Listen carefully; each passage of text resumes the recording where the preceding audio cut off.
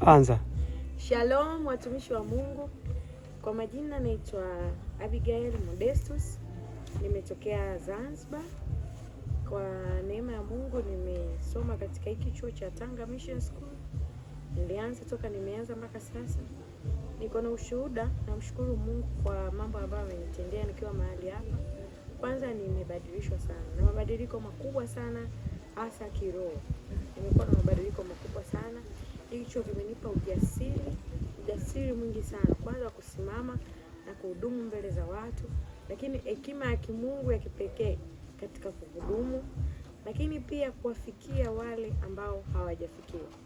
Kwanza ilinitengeneza mimi kama mimi, ilinifanya kuwa strong, ilinifanya kujiamini, ilinifanya chuo hiki, mafunzo niliyopata hapa pamoja na walimu wa mahali hapa, walinifanya kujiona kuwa ninayo thamani, ninao uwezo.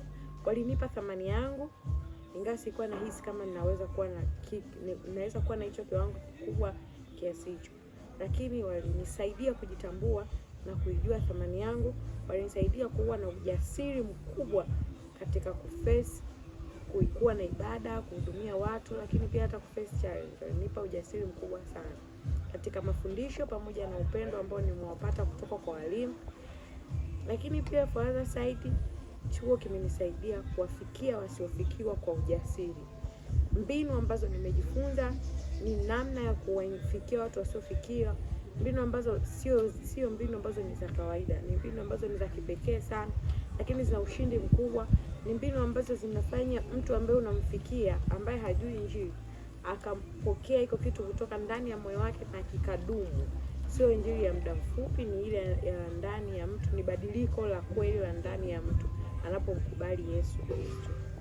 Ninamshukuru Mungu sana kwa wakati wote ambao nimekuwa mahali hapa. Nimekuwa ni neema na baraka, nimekuwa ni furaha, nimekuwa ni kila kitu. Yesu amenisaidia, walimu wamenisaidia sana mahali hapa, wamenisaidia mno, wameniwezesha kwa asilimia kubwa sana.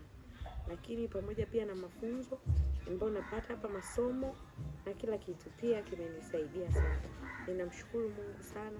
Mahali hapa Tanga Mission School ni mahali pazuri sana, ni mahali salama kwa ajili ya moyo wa mtu, maisha ya mtu binafsi, lakini mahali ambapo Mungu wa kweli tunayemwabudu yuko mahali hapa, anayesaidia watu katika level na kujitambua huduma ambayo mtu uko nayo. Mimi pia nilisaidiwa kujua huduma yangu ambayo niko nayo, nilikuwa sijui, lakini chuo hiki kimenisaidia kutambua maono yangu na njia ya kuyaishi maono yangu na kuweza kusaidika katika maono yangu.